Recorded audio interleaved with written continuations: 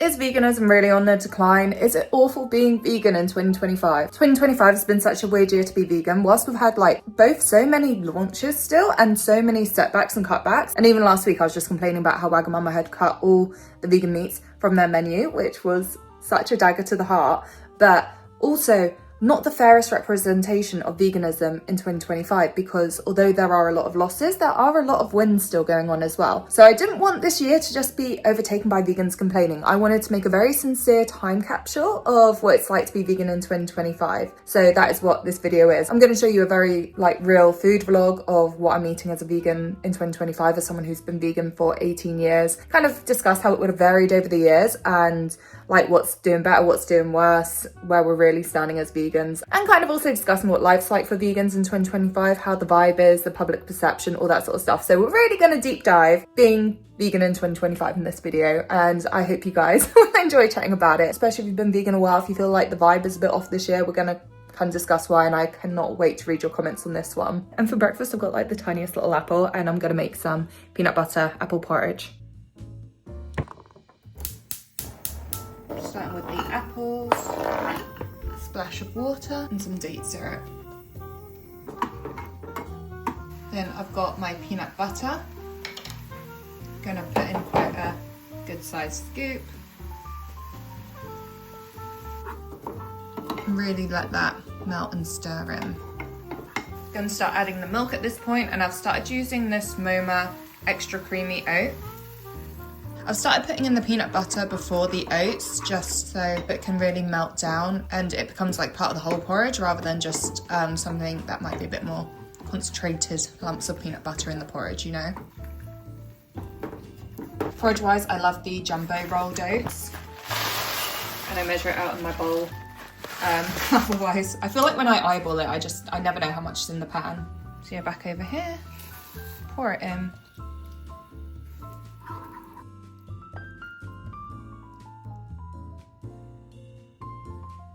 Yeah, I feel like this breakfast is very 2007 vegan, which means it's something you could have eaten as a vegan in 2007 when I first went vegan.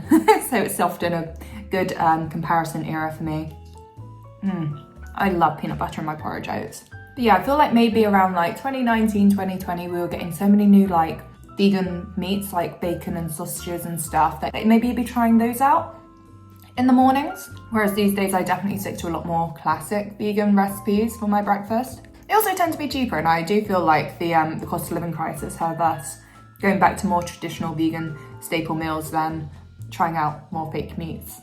That being said though, a new launch we did have this year was the Just Egg, which I think was out in the US for ages, but it's finally come over to the UK, and it is impressive. It's not something I buy regularly, but especially if I was trying to impress a non-vegan, I would definitely get in. But I just think that is a good example of how we are still getting vegan launches this year. I feel like the vegan community, myself included, have loved whinging this year about all the cutbacks, but we've had so many new launches and few of them really innovative as well.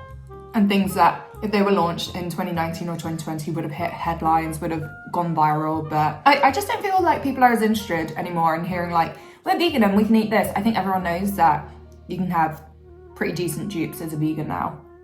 Coming in. Hey, yeah. It is lunchtime. I've got some of these Plant Pioneer spinach ravioli things to eat. You just cook on the hob, 4 minutes.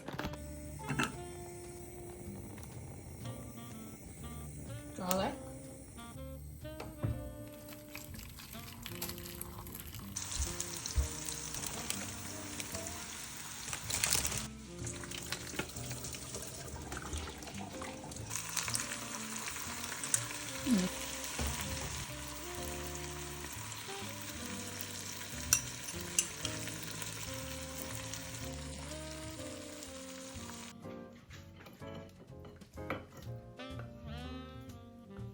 I'm gonna have to leave that to cool for a minute. I actually think this might be my first time I've ever cooked with these Plant Pioneer spinach raviolis. I was in Italy the other month and I had so much good vegan pasta. Honestly, if you're a vegan and you're nervous about going to Italy, don't be nervous, it's delicious. Go enjoy it. I had such good food. I feel like I'm gonna be really disappointed by this pasta when what I've got to compare to is Italy.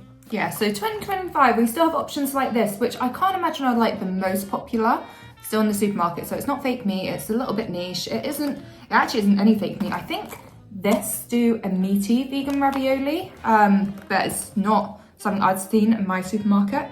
Sorry guys, you have to see this cheeky dog trying to steal my food. And he doesn't always try and steal my food.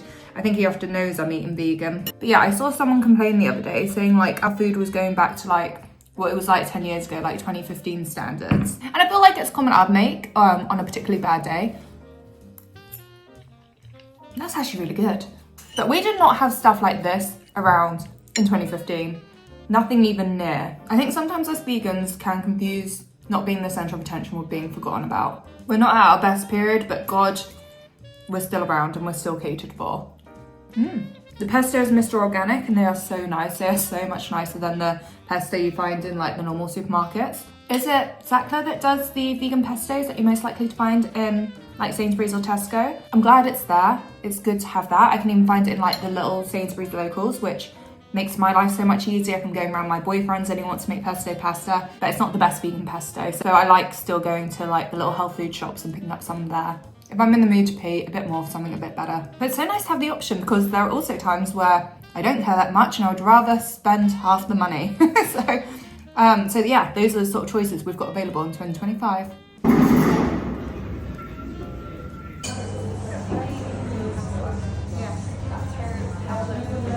So I'm heading out to a comedy night tonight. I love comedy night in London, one of the best nights out in my opinion. A lot of great comedy talent here. But we're gonna get lunch first. So we're heading around, like I'm in Soho right now, heading towards Covent Garden, and we're gonna get some food. My friend's not vegan, she does like a bit of vegan food. So yeah, we'll see what we land on and see what eating vegan is like out in 2025. Yeah, the VG is vegan. Like, to be honest, I can remember a time when it wasn't even labelled on the menus, so very lucky. We should be grateful. VG. That sounds so good. I get the jackfruit.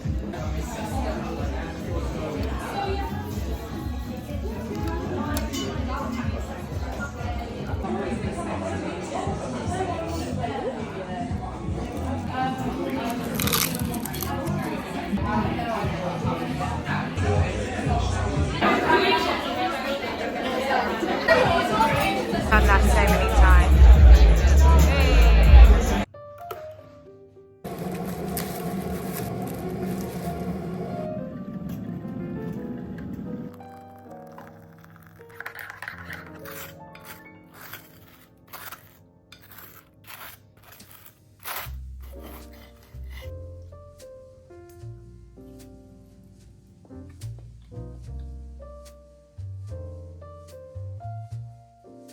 If you watch my Project Plan series, then you'll know I've just switched out my makeup bag to some like new autumn favorites. This one is one of my new favorites, the Rouge Noir. Really good for just like one product on the cheeks and lips. So if I'm literally just going out for a little dog walk and I want to look a little bit more put together, but not like spending too much time on getting ready, just a bit of foundation because my skin's a bit bad at the moment, and then a little bit of blush, and I'm good to go. It is chucking it down, but sadly, I don't get to stay in because someone needs to go out. Where do you need to go? Do you need to go on a walk? Yeah. Walk? Yeah.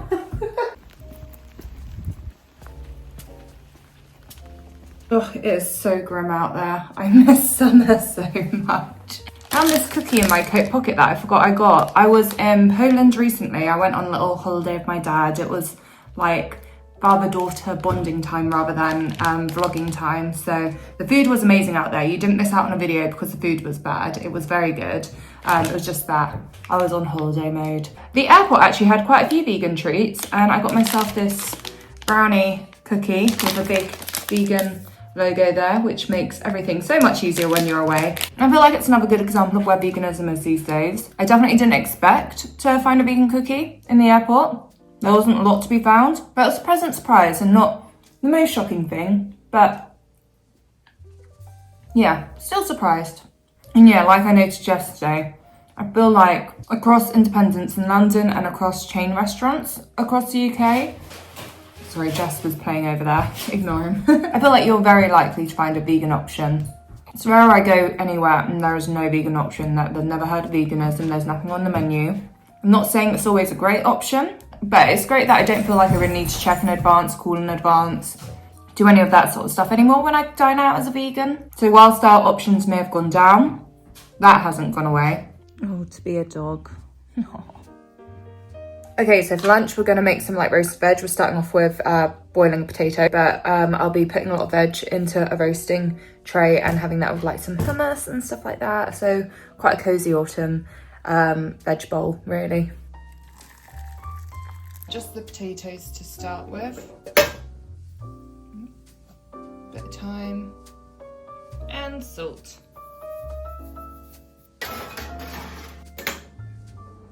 So I've got an onion, aubergine, courgette, tomatoes, beetroot and tofu.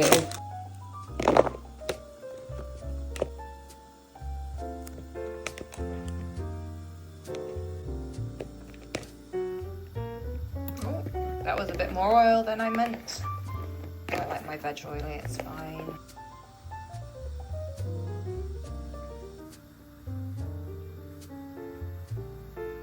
Oh, nearly forgot tomatoes.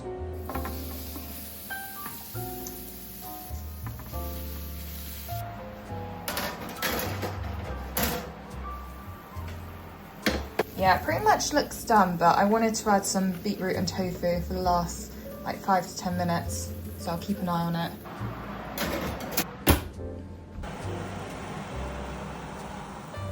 Gonna quickly whip up some couscous too. So I've got my couscous and some stock powder as well.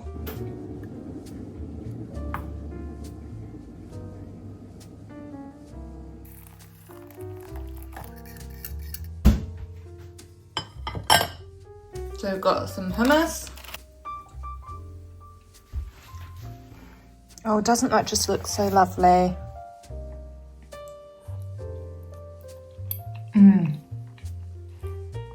Oh my god, perfectly roasted.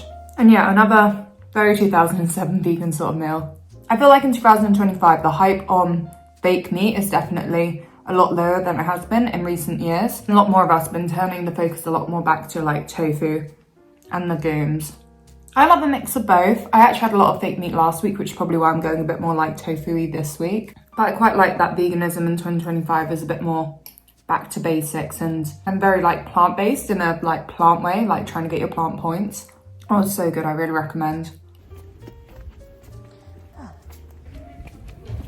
Yeah, I just handed over Jasper to my housemate on her walk home and I'm heading out now. Got a little date night.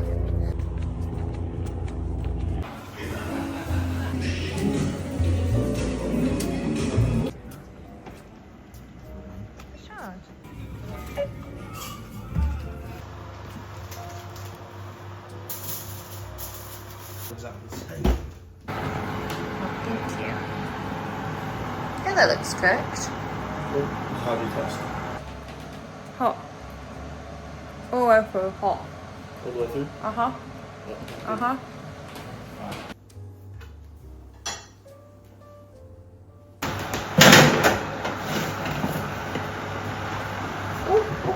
That's what I need. Lovely, thank you.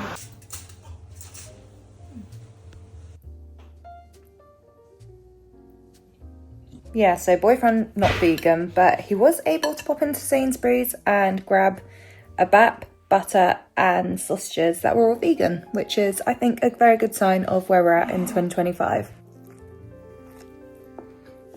Now, if you excuse me, got to watch Traitors. Okay, back from boyfriend's, I've had a bath and I'm gonna make a kind of lunch, brunch.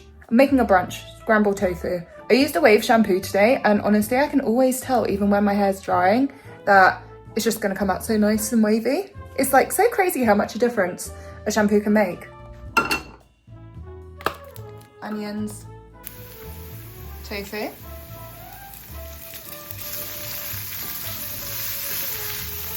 tomatoes and olives, thyme, Hello, Namak.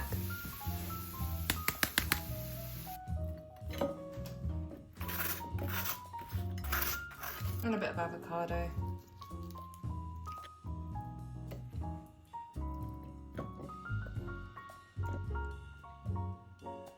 Very nice. We've still got so many boxes from when we moved. I finally put them on Olio yesterday, so we'll have someone come around to collect those tomorrow. So hopefully next video they won't still be here.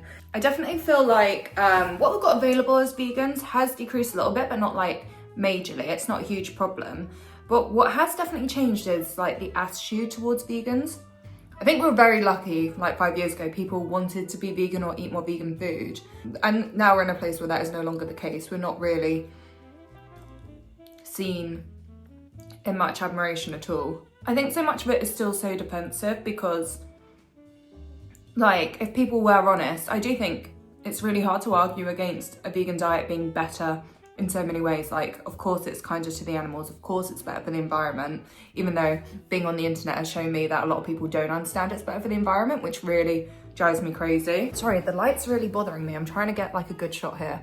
I feel like people love to put veganism down and they just have to make up a reason that they feel comfortable with of not doing a diet that is so much kinder and just so much more essential for protecting our planet. And I also feel like a few years ago, it felt like we were all kind of trying to make changes from politicians and celebrities down to the everyday person and also like businesses and stuff. But I think it was just trendy and marketable and they were able to profit off of that image. And now that we've got like rules clamping down on greenwashing and businesses can't talk about being greener without actually being greener, it's just gotten less trendy to care about the environment and to make like more eco choices, and less people are speaking out about it, and it seems to have just been forgotten, even though the climate crisis is even more pressing than ever before. Like, even as I'm filming this, Jamaica's facing like one of the worst hurricanes ever, and a lot of that is from big oil. And my friend Michaela did a video talking about how it should be big oil that pay for the reparations that are going to come from this rather than Jamaica, which makes perfect sense to me. But yeah, when it felt a bit cooler to care about the environment, and it felt like all the politicians and the businesses were down for talking about the environment, yeah, I felt like vegan was doing better. And now they don't talk about it. Now it's kind of like an anti-DEI, anti-woke, anti-giving a shit about anything environment. People are drawing back on veganism as well in alignment with all of that. Although that being said, right now we're seeing an incredible surge for the Green Party, which is an environmental party. A lot of love out there for Zach Polanski too, who is gay, Jewish and vegan, which is quite a blend to go into politics with. And I personally think he's incredible. And I feel like the real surge of support for the Green Party kind of does show that the media and social media might be trying to push a narrative of no one cares anymore because they're sick of having to pretend to care about the planet and people and anything kind. But people still care, but we still care. But yeah, this is where I feel like I'd love to hear a lot more about what everyone else feels like the perception of vegan is in like their pockets of the world, because I'm talking about this as someone who's online a lot and lives in London. So this is my viewpoint, and there are so many other ways to like gauge the feel. I would love to know like what it's like being like the office vegan, like how that's changed over the last 5 years. If anyone goes to an office still and they've noticed like the way they're treated has shifted much. Like, does the business platter still have a vegan sandwich on it? If that's gone, that must be a real marker of how veganism's being treated. I haven't worked in an office since 2020, so. Meal deals as an indicator have gotten so much worse, especially like the Christmas stuff coming out. There are still some supermarkets that are giving a shit. Like, I know Sainsbury's are doing like a Labby like no pigs in blanket or something sandwich, which love. I think that's an appropriate Christmas option. But the Co-op are literally doing their onion bhaji sandwich with a bit of cranberry in it, which I do not think is acceptable. You can't just throw cranberry in and call it a Christmas sandwich. Don't get me wrong, I love cranberry in a Christmas sandwich, but it needs to be a whole new sandwich. And then and I know M&S have come under scrutiny because theirs is a falafel wrap. That's just very feeble. Again, like a very basic vegan sandwich with a bit of cranberry in it is the vibe that's giving off. And just around the supermarkets in general, I feel like anytime I have needed a meal deal, which isn't that often, but the sandwich options just seem a lot smaller than what they did a few years ago. But we do have options, which is a nice thing because, like I said, like 10 years ago, no, there weren't any. Like even the falafel ones would have a bit of mayo in it and you'd be like, oh, we were so close. So yeah, that's kind of where I'd say we are right now. This scrambled tofu though, very Greek style. I feel like if I had some vegan feta, that would have been perfect in here. And now I'm gonna be having the rest of that pasta, probably a bit of spinach with it, and just, yeah, make a simple, quick meal. It's getting dark, so trying to film before it gets too dark, because I hate this time of year.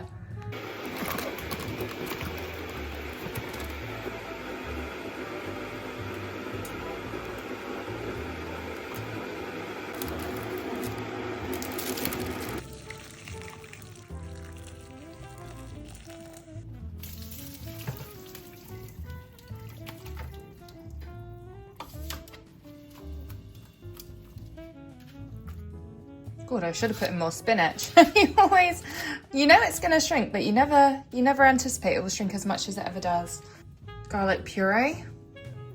That was a lot of garlic. I want a lot of garlic. Black truffle olive oil.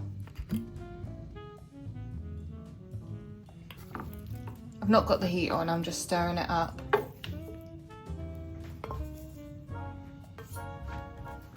Here we go. Very simple. I actually think this is going to be better than when I put pesto all over it. I feel like this is a bit more simple and a little bit more garlicky. I love garlic. If I have one favourite food. Yeah, just working on the spinach flavour as well. I do sometimes wonder what role social media plays on veganism. Like, I don't know whether social media turned on veganism first or if social media influencers were kind of following trends anyway. So when veganism was on the rise, everyone was talking about it, and now that it's not, even creators that are still vegan are talking about it a lot less. And for creators like myself who are still like proud vegans, I feel like I don't talk about veganism as much. I feel like I still talk about veganism a lot, but there's also so much else to be concerned about in the world, especially like politically, like whether or not we're talking about Palestine or Trump or like the final boss culture war it feels like we're currently in, with social media literally like dividing us. Like, I can't be mad at people who are too busy protesting human rights to really reevaluate their view on animal rights, if that makes sense. But I like to believe I'm living proof of how you can both boycott meat and animal products as well as do your best with like the BDS boycott list as well. I just say 2025 is a really weird energy in the world, and it's not just veganism that is feeling that way. But yeah, in my real life I have had people quit like being vegan or quit being vegetarian this year, and it has been really upsetting. Like, it's not just an internet trend, I'm seeing it in real life too, and it's really disappointing because I feel like it starts off with people introducing a little bit of meat into their diet, or a little bit of this, a little bit of that, and they say they'll stay mostly vegan or whatever, but give it a few months and no, not at all, which I just can't get my head around. I understand some people have like real sincere health issues which really limits their ability to go vegan and makes it very inaccessible for them, and for those reasons they can't go vegan. I understand that it's not a diet everyone can pursue, but there are a lot of people who use that as a cop-out excuse because they don't want to say, I just don't care enough anymore. But I don't understand how someone can go from understanding how wrong it is to eat an animal to completely U-turning and forgetting like the whole ethics of ever being vegetarian. I don't get it. But I think it's so easy for people to say that they go vegan for ethical reasons when they first go vegan. And it's really easy when you stop being vegan to say it's for health reasons. No one wants to say they're going vegan to like lose weight or impress a girl or something like that. They'll say, oh yeah, I'm doing it because I'm a good person. And then when they quit, they don't want to admit that they just didn't care enough about animals or the climate crisis. They'll just be like, oh man, wasn't feeling my best. So unfortunately, I feel like the narrative that ends up around veganism is that it's just not a healthy diet, when it's like, I've been doing it for 18 years now and I'm still doing well, you know? And the people said like the reason that they quit being vegan is because they felt like they were missing out, or like going out to restaurants, they were sick of spending like 20 quid on a cauliflower steak. Fine, and we can address those issues, but people just keep lying about why they quit. It's really hard to move forward and make veganism easier for people because like we already know you can get enough protein on a vegan diet. So if you're saying you're struggling to get protein, there's nowhere we can go from there because we know that is achievable. Oh, anyway. I'm gonna close the video here. I feel like I'm just ranting now. But honestly, I do think that is also capturing the moment though. I think in 2025, there are a lot of vegans around who are really fed up of seeing vegans quit. If I'm honest, that is a vibe, that is a mood. But yeah, ending the video there. I cannot wait to read the comments on this. Like, how do you feel it is being vegan in 2025 versus being vegan over previous years? or versus like the year you started being vegan. I'd love to see the variety over there.